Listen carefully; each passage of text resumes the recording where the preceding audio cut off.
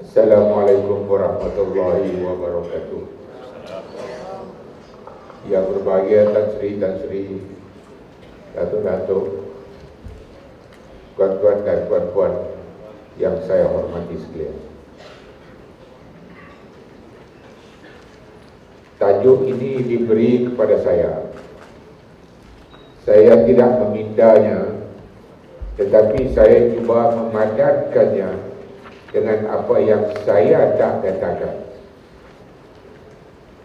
Sebenarnya saya telah banyak kali menulis atau berucap mengenai perpaduan orang Melayu Islam di Malaysia semenjak bulan April tahun 2014 apabila tersiarnya dan menjadi viralnya rencana yang saya tulis di bilik Cempaka Wad 28 Hospital Kuala Lumpur, sehingga kepada ucapan saya di majlis penganugerahan tokoh Mahal Hijrah dalam bulan Oktober 2015. Kesemuanya boleh didapati dalam laman web saya. Hari ini saya akan memberi ringkasan poin-poin saya dan mengembangkannya untuk menjadi asas penyatuan sikap semua pihak yang terlibat untuk mencapai tujuan ini. Dalam konteks Malaysia, Melayu dan Islam adalah synonymous. Apa yang menguntungkan orang Melayu, menguntungkan orang Islam. Apa yang merugikan orang Melayu, merugikan orang Islam. Demikianlah sebaliknya. Maka apabila saya menggunakan salah satu perkataan tersebut mengikut konteksnya, ia juga akan meliputi yang lainnya. Itu bahasa undang sikit. Maksudnya kalau saya gunakan perkataan Melayu, termasuklah Islam. Islam termasuklah Melayu dalam konteks Malaysia. Kemuncak perpaduan orang Melayu adalah dalam tahun 1946. Pada masa itu orang Melayu bersatu padu menentang Malayan Union. Orang Melayu bersatu padu menentang ancaman pengganas komunis. Orang Melayu juga bersatu padu dalam perjuangan menuntut kemerdekaan. Walaupun pada masa itu orang Melayu sudah berpecah kepada 3 buah parti politik nasional, iaitu UMNO, Parti Negara dan PAS, semuanya sekata dalam menuntut kemerdekaan. Dalam tahun 1963, Konfrontasi Soekarno, dan dalam tahun 1965, Malaysia Lee Kuan Yew telah menyatu padukan orang Melayu. Dalam tahun 1969, peristiwa 13 Mei telah sekali lagi merapatkan perpaduan orang Melayu. Kita dapati satu common factor dalam keadaan itu ialah orang Melayu merasakan bahawa mereka berdepan dengan ancaman dari luar. Selepas tahun 1969, negara menjadi lebih aman dan tenteram.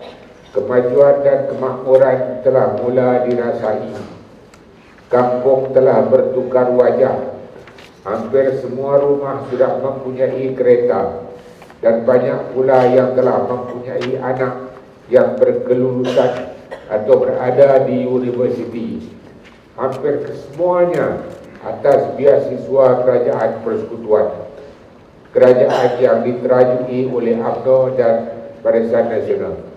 Satu faktor yang kerap kali tidak diambil hirau atau taken for granted. Dalam keadaan itu, anak-anak muda itu mula lupa asal usul mereka. Mereka telah lupa bahawa mereka baru keluar dari kampung 1 atau 2 generasi. Saya sendiri generasi pertama. Antara tuan-tuan perempuan pun saya fikir banyak generasi pertama yang keluar dari kampung. Yang muda sikit generasi kedua.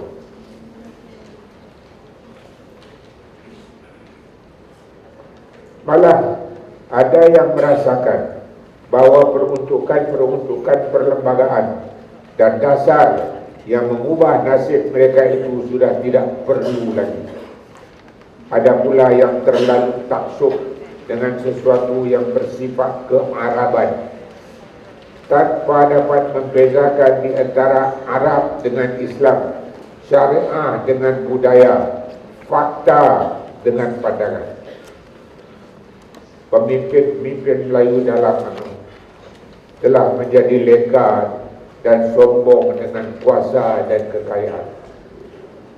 Mereka merasakan bahawa UMNO akan kekal sebagai parti pemerintah buat selama-lamanya.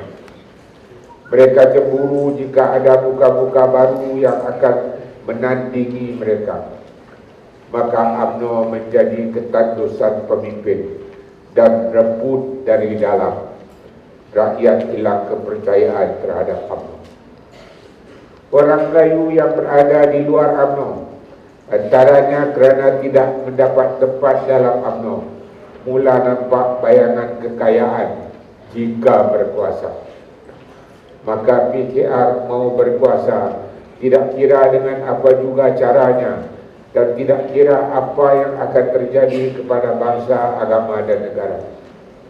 PAS, terutama sekali golongan bukan ulama seperti jurutera dan doktor yang menyertai PAS kerana kesukaran memecah taktik hierarki UMNO, juga telah mula nampak kemewahan yang boleh didapati melalui kuasa pemerintahan. Kedua-dua parti itu sedar bahawa mereka tidak boleh berkuasa di peringkat persekutuan tanpa sokongan parti orang bukan Melayu, dan parti itu ialah DAP. DAP dan orang Cina telah nampak peluang untuk memperalatkan orang Melayu untuk memperkuatkan kedudukan mereka dan sekaligus melemahkan kedudukan orang Melayu. Orang Melayu dalam PKR seolah-olah tidak kisah, manakala orang PAS seolah-olah tidak dapat membaca keadaan itu. PAS berfikir dengan mentaliti Kelantan. Mereka lupa bahawa peratusan orang bukan Melayu di negeri lain dan di Malaysia adalah jauh lebih banyak daripada di Kelantan. Bahawa orang Cina di Kelantan berlainan daripada orang Cina di negeri-negeri lain sebab bilangan mereka kecil. Bahawa di Kelantan pada hakikatnya hanya ada UMNO dan PAS. Kedua-duanya Melayu dan Islam, walaupun pada satu masa PAS menidakkan keislaman UMNO, sekarang nampaknya tidak lagi, alhamdulillah. Dan bahawa mentaliti pemimpin UMNO dan PAS Kelantan adalah sama, iaitu mentaliti Kelantan adalah Kelantan dan Kelantan dahulu. Semasa berkempen di Kelantan, pemimpin UMNO pun memakai kopiah putih dan nampak menjawab PAS. Maka sama ada kerajaan, sama ada Kelantan diperintah oleh Barisan Nasional atau pembangkang, tidak ada beza kesannya kepada orang Melayu Islam di Kelantan.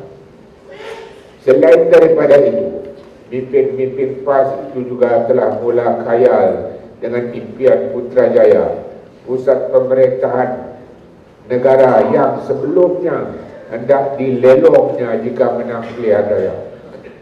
Maka berlakulah kesepakatan di antara PKR, PAS dan DAP.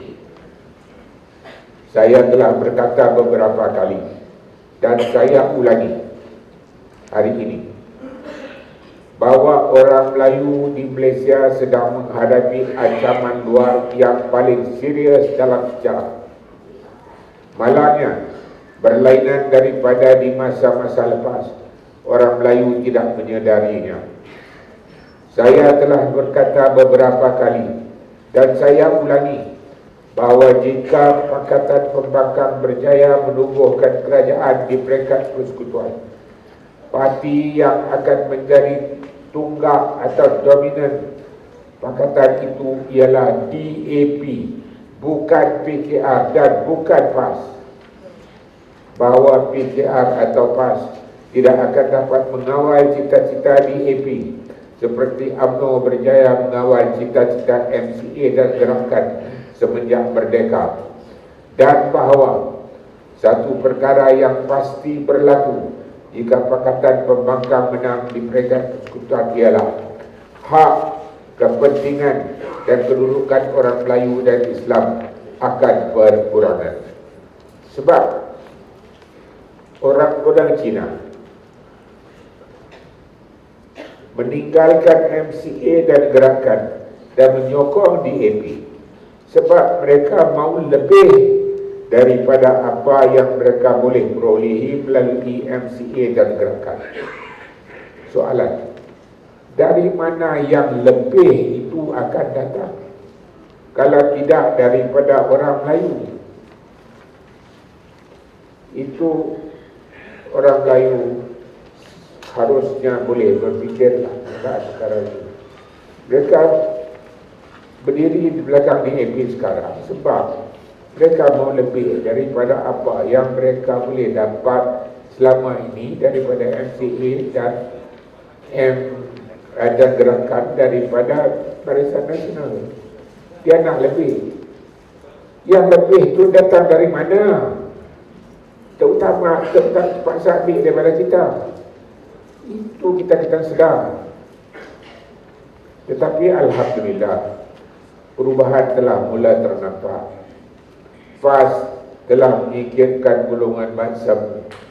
Pakatan antara PAS dengan DAP nampaknya telah berkecai. Pakatan dengan PKR nampaknya semakin rendah. Presiden UMNO Datuk Seri Muhammad Najib dan Presiden PAS Datuk Abdul Hadi Awang telah sama-sama menghadiri majlis yang sama dan berucap di majlis yang sama. Datuk Seri Najib telah secara terbuka mengulurkan tangan kepada PAS untuk bekerjasama. Malah ahli-ahli panel dalam muktamar ini pun saya diberitahu terdiri daripada pemimpin UMNO dan PAS. Nampaknya kedua-dua pihak telah berada di garisan yang sama untuk memulakan perjalanan. Sekarang kita perlu lihat apa halangan yang ada dan bersama-sama bersedia untuk mengatasinya. Bagi saya, yang pertama sekali, orang Melayu perlu berfikir. Fikir, bukan rasa, bukan ingat. Kita hendaklah bermula dengan menggunakan perkataan fikir sebagai kata kerja. Saya fikir, seperti mana kita kata I think apabila kita bercakap dalam bahasa Inggeris. Bukan saya rasa atau saya ingat. Akhirnya tidak ada siapa yang fikir berkenaan isu semasa dalam konteks Malaysia hari ini dan membuat keputusan yang bersesuaian dengan keadaan hari ini. Saya percaya ada sebabnya mengapa Allah Subhanahu wa taala mengulangi ayat afala taqilun sebanyak 13 kali dalam Al-Quran. Mungkin ada pakar-pakar Al-Quran dalam muktamar ini yang boleh memberi pencerahan kepada kita. Dalam konteks tertentu, memanglah perkataan rasa dan ingat boleh dan sesuai digunakan. Kedua, orang Melayu hendaklah membuat sifat hasad, membuang sifat hasad dengki sesama sendiri. Dan pada masa yang sama, terlalu sensitif terhadap perasaan orang bukan Melayu, sehingga orang bukan Melayu tidak perlu sensitif terhadap perasaan orang Melayu. Ditepuk belakang dan dipuji sedikit. Ada ustaz-ustaz yang sanggup menyamakan pemimpin bukan Islam sekutu mereka sebagai Khalifah Umar bin Abdul Aziz, menyebar berita beliau akan memeluk agama Islam, malah mengangkat tangan mendoakannya. Mentaliti itu hendaklah dikikis dari jiwa orang Melayu. kita mesti ada harga diri.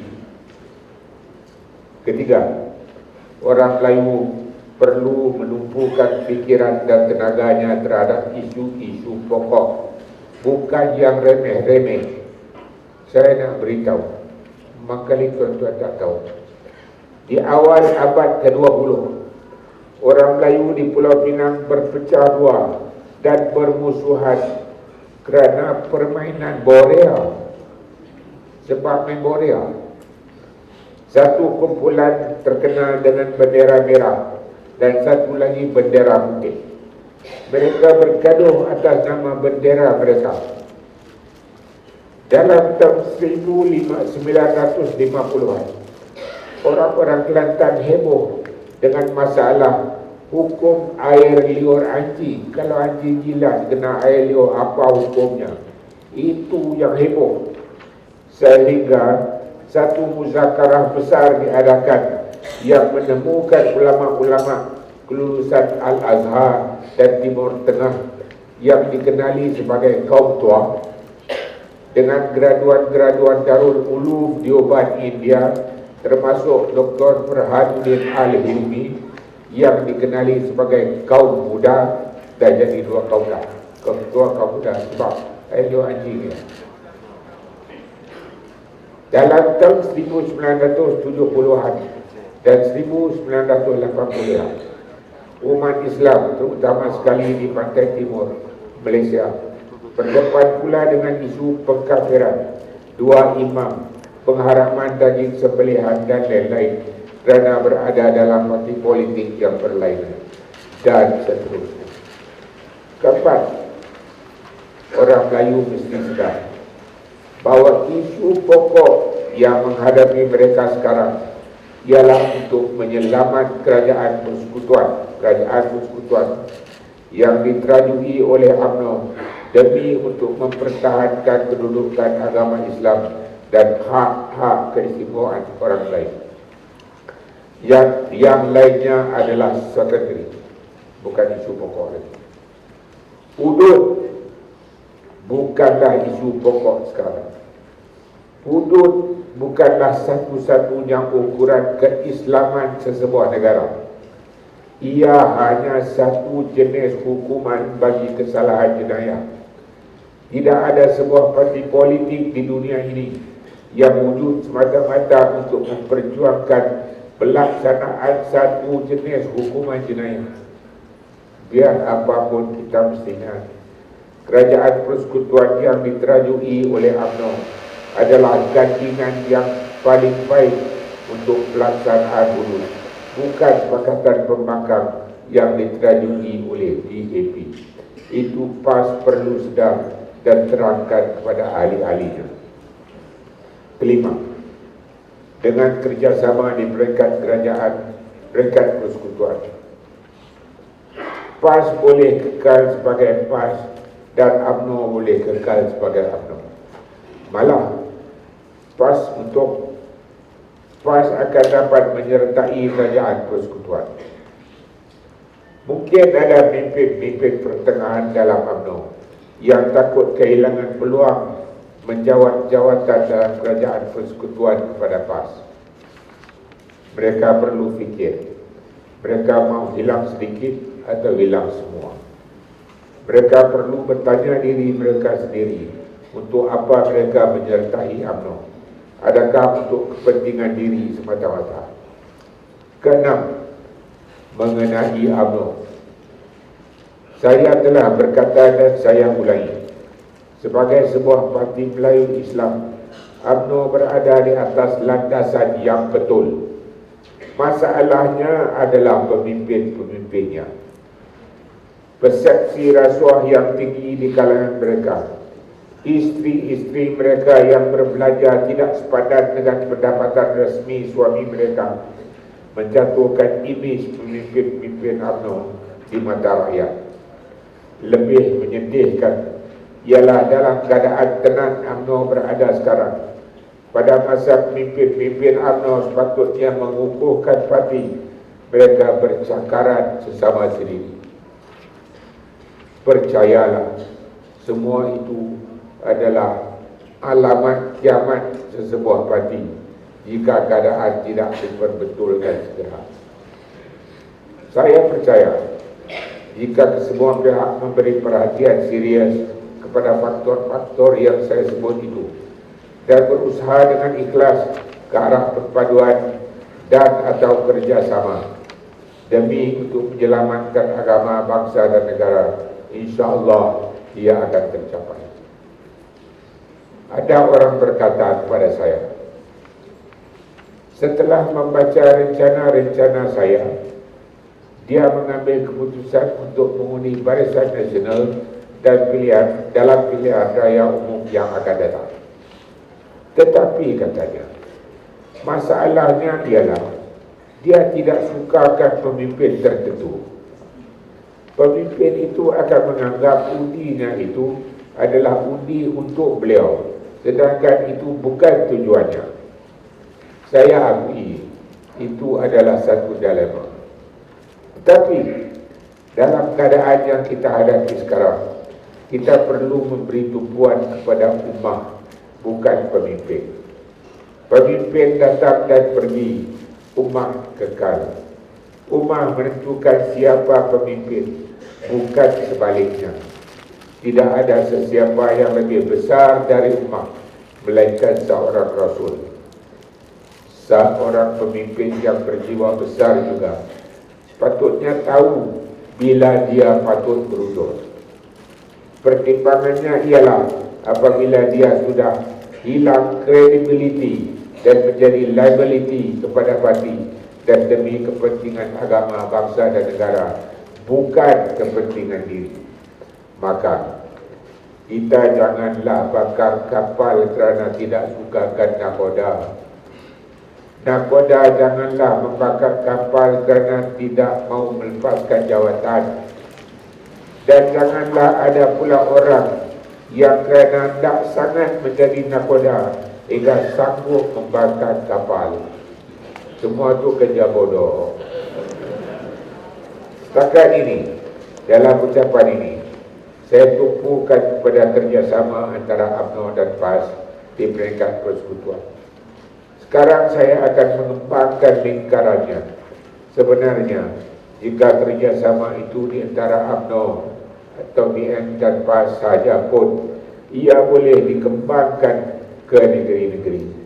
Jika demikian, Kelantan, Terengganu, Pahang, Perak, Kedah, Perlis, Negeri Sembilan, Melaka dan Johor akan selamat, insya-Allah. Saya tidak menyebut PKR kerana saya tidak nampak PKR sebagai sebuah parti pada masa ini boleh menyertai kerjasama ini. Lagi pula, PKR tidak pernah berkata ia memperjuangkan hak orang Melayu. Ia cuma memperjuangkan hak seorang Melayu. Itu pun jika orang itu masih menganggap fakta Melayunya itu masih relevan. Walau bagaimanapun, saya minta pemimpin dan penyokong PKR supaya bertanya diri mereka sendiri. Mereka berjuang untuk apa? Jika untuk mencapai keadilan kepada pemimpin agung mereka, sebenarnya tidak ada ketidakadilan dilakukan terhadapnya. Dia sahaja yang melakukan ketidakadilan setiap kali mahkamah membuat keputusan yang tidak memihak kepadanya. Jika keputusan itu memihak kepadanya, dia diam. Saya nak tanya, siapa dalam Malaysia ini yang lebih layak daripada saya untuk membuat kenyataan ini?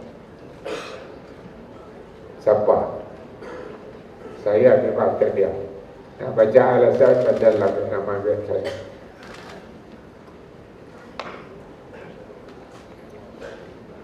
Khususnya memang kali saya perlu jelaslah sikit.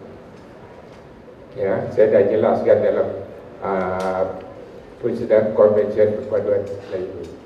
Apa sebab saya yang mempromosi persidangan Mahkamah Persekutuan membicarakan rayuan beliau mengenai kes lewat yang pertama, penghakiman majoriti 2 lawan 1. Saya yang menulis penghakiman majoriti, membebaskan beliau. Alasan saya jelas, dan saya bagi misalnya begini.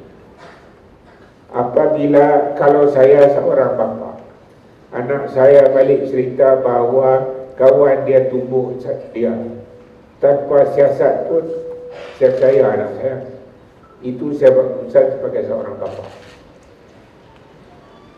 Kalau saya Perdana Menteri, saya buat keputusan sebagai seorang Perdana Menteri. Kalau saya tak suka seorang menteri saya boleh buang. Tak perlu bagi alasan pun. Itu bila saya jadi Perdana Menteri, saya buat keputusan sebagai seorang Perdana Menteri. Kalau dan apabila saya duduk sebagai seorang hakim untuk membuat keputusan sebagai seorang hakim, keputusan itu bukan sama ada saya percaya tak percaya. Keputusannya ialah sama ada pertuduhan itu dibuktikan mengikut cara yang dikehendaki oleh undang-undang, dibuktikan atau tidak. Itu soalnya. Jadi saya hanya boleh tengok kepada keterangan yang dikemukakan di mahkamah. Apa yang berlaku, apa yang saya tahu pun mesti tepi. Tengok keterangan itu saja. Sama ada keterangan itu membuktikan atau tidak pertuduhan dan undang-undang. Dan saya bagi satu misalan. Baiklah. Jadi kalau keterangan itu tak cukup untuk kita mensabitkan kesalahan itu, kita terpaksa bebaskan. Apa pandangan kita sendiri, pandangan peribadi kita tak boleh. Saya mungkin saya, atau saya percaya macam mana pun. Kalau tak ada keterangan, saya tak boleh hukum. Bayangkan. Saya bagi satu misalan. Sebab mungkin orang kata itu undang-undang manusia tak adil. Saya bagi satu misalan. Katalah kita telah melaksanakan wudu. Katalah nak jadi cerita, suatu hari seorang tu imam muda balik daripada masjid. Tu imam ni memanglah seorang yang wara, seorang yang adil ikut hukum syarak, yang keterangannya boleh diterima. Balik ke rumah dan mendapati istrinya, melihat sendiri istrinya berzina.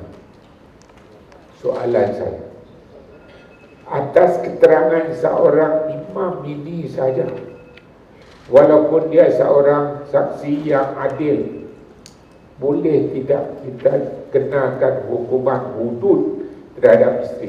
Boleh tak boleh? Tolong jawab. Tak boleh.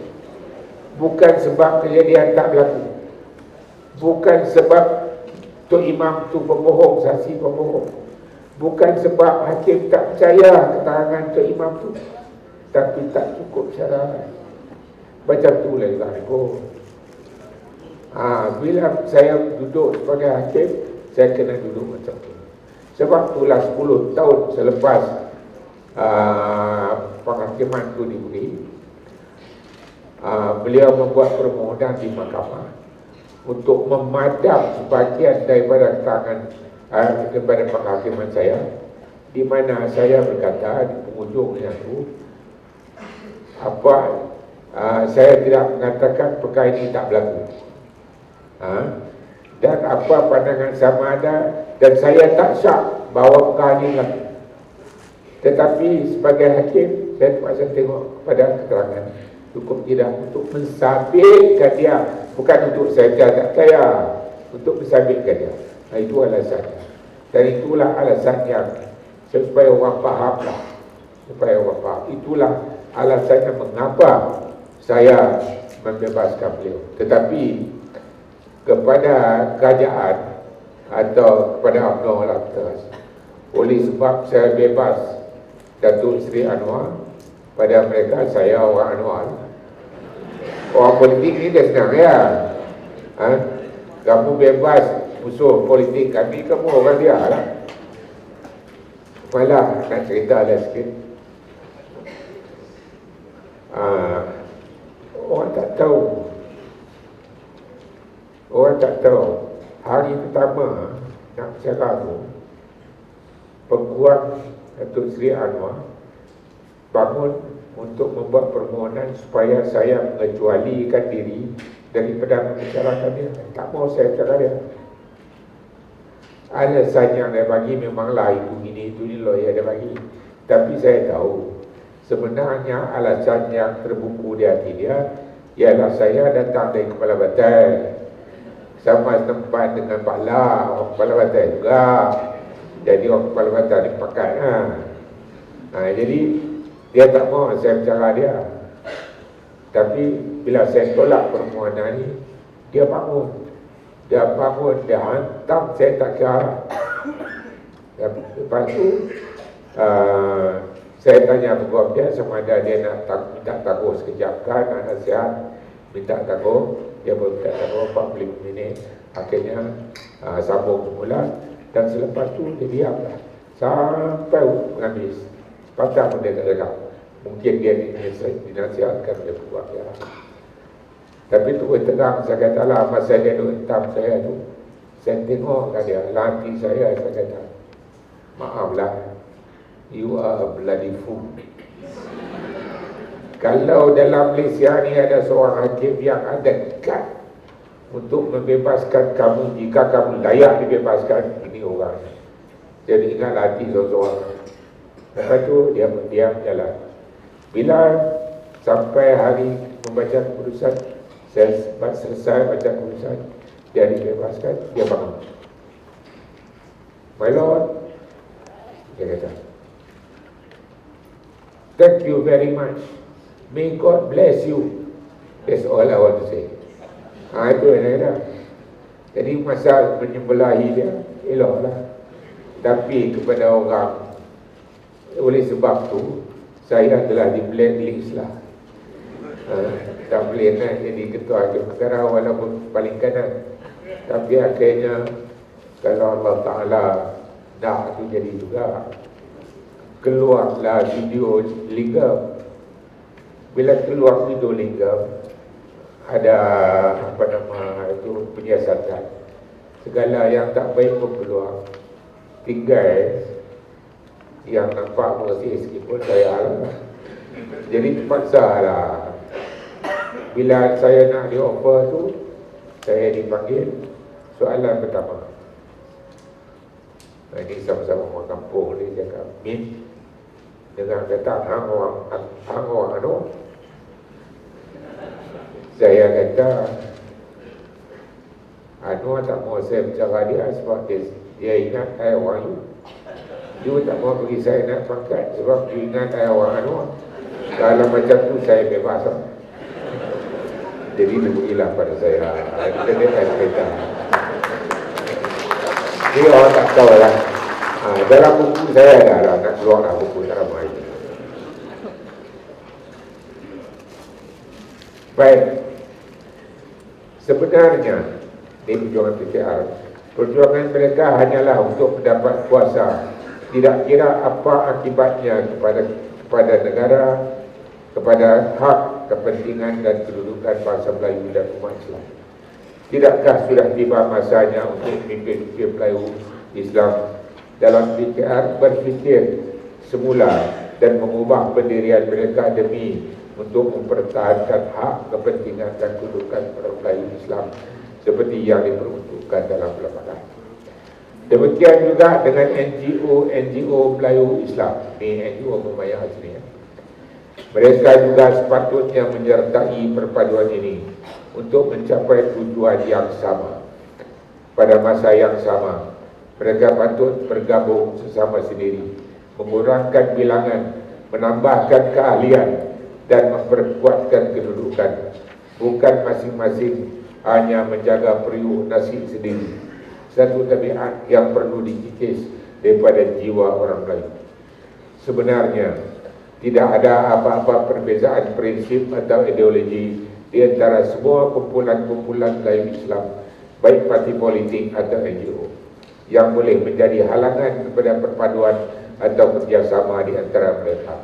Halangan yang ada hanyalah kepentingan diri, takut hilang pendapatan, jawatan dan kedudukan, atau takut tidak berpeluang mendapatnya. Sanggupkah mereka berjiwa besar dan mengenepikan halangan itu? Akhir kata, anak-anak negeri Sabah dan Sarawak juga patut sedar bahawa kedudukan mereka dalam perlembagaan adalah serupa dengan kedudukan orang lain.